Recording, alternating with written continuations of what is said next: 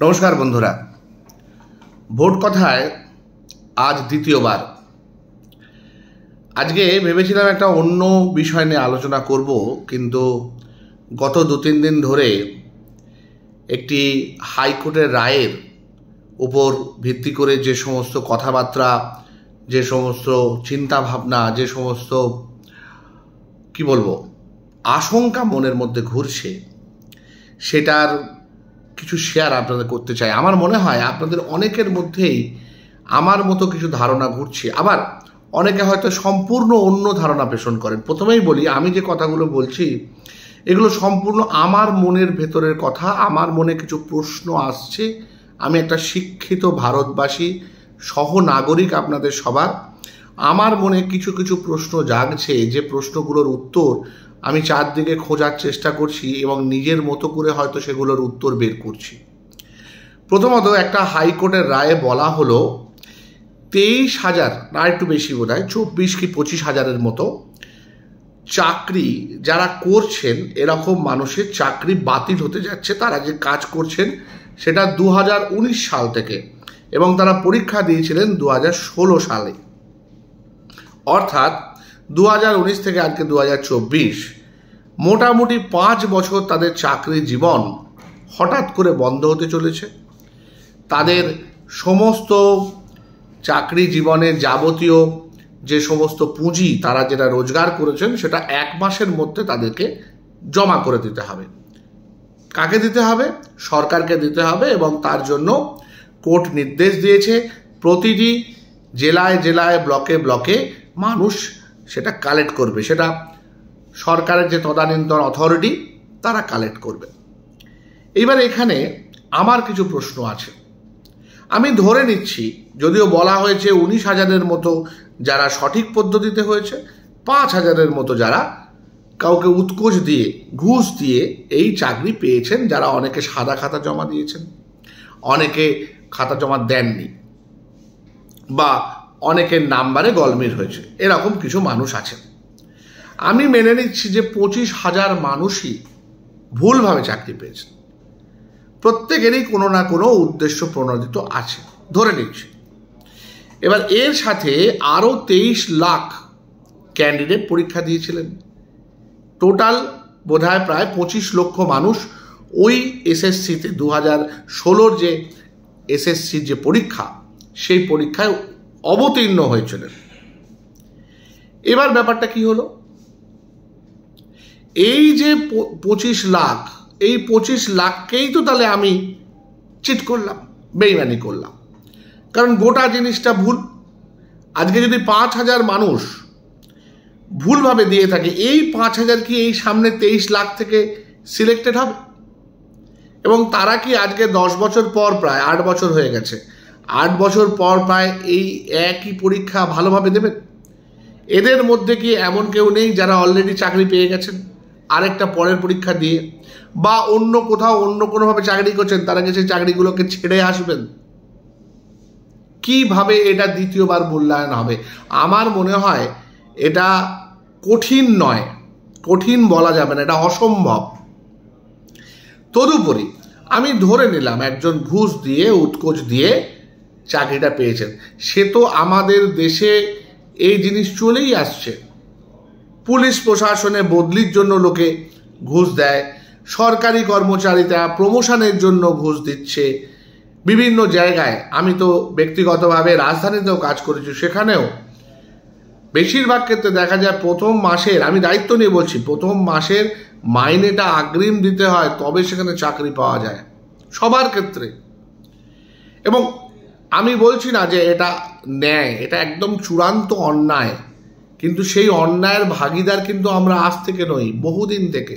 কিন্তু যে মানুষটা এই পয়সা দিয়ে চাকরি পেয়েছে, 2019 থেকে 2024 অবধি কোনো না স্কুলে তো সে কাজ করছে, ছাত্র পড়াচ্ছে, ন্যায় করুক বা অন্যায় করুক, কাগজে কলমে সে এমপ্লয়ি, সে কাজ করেছে একটা নির্দিষ্ট সময়, স্কুলের নির্দিষ্ট সময় সে স্কুলে গেছে, কাজ করেছে।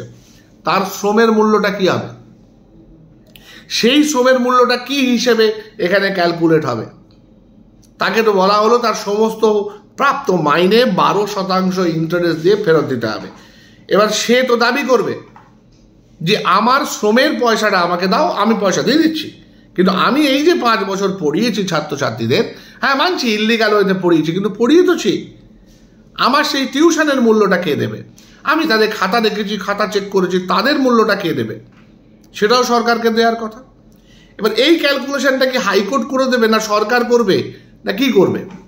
নালে তো প্রত্যেকটি যারা এই 5,000 জন, এই 5,000 জনেরই রাইট আছে মানুষ হিসেবে, মানবাধিকার হিসেবে। যেরকম আমরা উগ্রপন্থীরও হিউম্যান রাইটস ভাবি, তেমনি আজকে হিউম্যান রাইটস বা মানবাধিকার কমিশনেরও তো এই একই দায়ে বর্তায় যে তারা যখন উগ্রপন্থীর ন্যায় দাবি নিয়ে কথা বলছেন, এই সমস্ত 5,000 সকল যারা ঘুষ দিয়ে চাকরি পেয়েছে তাদের ফেভারে কথা বলার কথা, যে তাদের শ্রমটার কি হবে। আজকে আমি যদি চাকরি পেতাম ঘুষ দিয়ে, তাহলে কি আমি ডাক্তারি করছি না, আমি কি রুগী দেখছি না? সেই শ্রমটারকে মূল্য দেবে, সেটা তো আমি করেছি।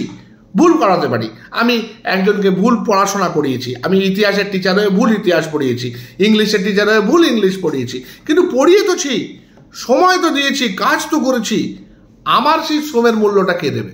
আমি জানি না। এই আইন কিভাবে হয় জানি না। শুধু তাই নয়, এই একটা জিনিস 2022 থেকে 2024 অবধি চলে গেল শুধু ইমপ্লিমেন্ট করতে, যার জন্য আরও 12-24 মাস তারা মাইনে পেল। আজকে তো সেই অ্যামাউন্টটা হিউজ, একজনকে কিছু না হলেও প্রায় 30-40 লাখ টাকা করে ফেরত দিতে হবে। এই পয়সা কোত্থেকে পাবে তারা? কি উপায় থাকবে তাদের কাছে? হয় তারা কোর্টে যাবে, হায়ার কোর্টে যাবে, নইলে আত্মহনন করবে। মানে কি, আমি কোর্টের একটা প্রায় 5-6 হাজার নতুন কেস বাড়িয়ে দিলাম এবং সেই কেস চলতে থাকবে আদি অনন্ত। প্রকৃতপক্ষে এই যে 23,000 ভ্যাকেন্সি তৈরি হবে, এই ভ্যাকেন্সি কোনো দিন ফিল আপ হবে না। আমি প্রায় দায়িত্ব নিয়ে বলতে পারি এই জিনিস ফিল আপ করা যাবে না, অন্তত কোর্টের রায় ভাবে। সেখানেও বেআইনি পদ্ধতিতেই তাহলে ফিল আপ করতে হবে, যেটা এরা সুপার নিউমারি পোস্ট করে হানা টানা করে করার চেষ্টা করেছিল, সেটাও ইল্লিগাল। কিন্তু লিগাল ওয়েতে আজকে প্রপার আইনসঙ্গতভাবে আপনি কিভাবে করবেন? সেই 23 লক্ষকে আবার বসাতে হবে, কিন্তু সেই 23 লক্ষর 8 বছর আপনি কিভাবে কমাবেন? একটা মানুষের 8 বছরের মেধা কত তফাৎ হয় কোনো ধারণা আছে আপনাদের? ডাক্তার হিসেবে আমি বলতে পারি, একটা মানুষ যে 20-22 বছরের একটা চনমনে ছেলে আর একটা 30 বছরের সংসারী গৃহস্থ মানুষ, দুজনের মাথা, দুজনের ইন্টেলিজেন্স, দুজনের পড়ার ক্যাপাসিটি, দুজনের টেনাসিটি পুরো আলাদা হয়ে যায়, সম্পূর্ণ আলাদা হয়ে যায়। কি হবে সেটা? এক অদ্ভুত রায়, এবং যেটা ন্যাচারাল জাস্টিসকেও কন্ট্রাডিক্ট করে। আমাদের দেশের ন্যাচারাল জাস্টিস হচ্ছে 10 জন নিরপরাধী মুক্তি পাক, একজন নিরপরাধীর যেন সাজা না হয়, 10 জন অপরাধী মুক্তি পাক, একজন অপরাধীর যেন সাজা না হয়। এখানে তো পুরো উল্টো হয়ে গেল। বিরোধীরা সরকারকে দায় চাপাচ্ছে, আমিও সরকারকে দায় চাপাচ্ছি। এটা সরকারের অন্যায় হয়েছে, সরকারের শিক্ষা ব্যবস্থার গাফিলতি হয়েছে। তুমি কেন পয়সা নিয়ে লোকজনকে চাকরি দেবে? একদম অন্যায়, অ্যাবসলিউটলি অন্যায়। কিন্তু এইটার সমাধান হতে পারে না, এইটার সমাধানটা করা যাবে না। বরং যারা চাকরি পায়নি তাদেরকে চাকরি দেওয়া হোক। এর আরেকটা কুফল আছে, 25,000 যারা এখন বিতাড়িত হবে, যদি কাগজে কলমে ধরে নিয়ে এরা বিতাড়িত হলো, সেই জায়গাগুলো কিন্তু ভ্যাকেন্ট হয়ে যাবে একটা স্কুলে। কারণ তার পরের যে প্রোগ্রামটা, মানে আবার নতুন করে পরীক্ষা নিয়ে মেধা তালিকা তৈরি করে ওএমআর শিট ঠিক করে কারেকশন করে র্যাঙ্ক বানিয়ে লোকজনকে চাকরি দেয়া, এই পদ্ধতিটা গতবার 2016 থেকে 2019 লেগেছিল। তার মানে এখন যদি 2024 সেটা শুরুও হয়, এইসব হাইকোর্ট সুপ্রিম কোর্ট সমস্ত শেষ হয়ে সেটা 2027 থেকে 2030 গিয়ে ঠেকবে। এই 24 থেকে 30 এই শূন্য পদগুলো কে পড়াবে? কারা পড়াবে? আমাদের দেশের আইনটাকে সবার আগে শুধরানোর দরকার। আইনে এত সময় লাগবে কেন একটা জাজমেন্ট দিতে? একটা ইনভেস্টিগেটিং এজেন্সির এত সময় লাগবে কেন একটা জিনিস প্রমাণ করতে যে কে দোষী কে নির্দোষ, কোন জিনিসটা হওয়া উচিত কোন জিনিসটা হওয়া উচিত না? ভয়ঙ্কর ভয়ঙ্কর ইরিটেটিং লাগছে এ সমস্ত দেখে। একদিকে একটা সরকার অন্যায় করে যাচ্ছে, অন্যদিকে সেই সরকারকে ঢাল হিসেবে বিভিন্ন কোর্ট সেখানে দিচ্ছে, আর বিরোধী এবং শাসক দলের মধ্যে এই নিয়ে শুধু চাপানো উত্তর চলছে, ভোটের খেলা চলছে, ভোটের রাজনীতি চলছে। একজন গিয়ে দাঁড়াচ্ছে যারা মানে ন্যায্য, যারা অন্যায্য তাদের ফেভারে হয়তো সরকার দাঁড়াচ্ছে। এক অদ্ভুত সিচুয়েশন। শুধু ভোট, শুধু ভোট। কেউ একবারের জন্য ভাবছে না এত মেজরিটি পেয়ে আসা একটা কেন্দ্রীয় সরকার, এত মেজরিটি পেয়ে আসা একটা রাজ্য সরকার, তারা কেউ আইন বদলের চেষ্টা করছে না। আইনটা বদলানো দরকার। সেই 1947 না 1952 সাল থেকে সেই বি আর আম্বেদকরের সংবিধান, সেই আইন চলে আসছে। এক একজনের সাজা নিতে 10 বছর 20 বছর লেগে যাচ্ছে। এখনো পর্যন্ত সারদা নারদার কোনো বিচারের এখন কোনো কিনারা নেই। নোবেল চুরি হয়েছে, নোবেলের কোনো হিসেব নেই। বহু মানুষ তারা জামিনে মুক্তি পেয়ে যাচ্ছেন, তারা মারা যাচ্ছেন, কেউ জানে না। সুব্রত মুখার্জিকে গ্রেপ্তার করা হয়েছিল ঠিক ইলেকশনের পরের দিন, তিনি মারা গেছেন। তার জন্য তাকে যে বেসিসে গ্রেপ্তার করা হয়েছিল সেটার কি হলো কেউ জানে না।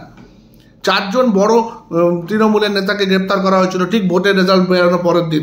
2 তারিখে রেজাল্ট বেরিয়েছিল 2021, 3 তারিখে না 4 তারিখে গ্রেপ্তার হয়েছিল। তাদের কি হলো?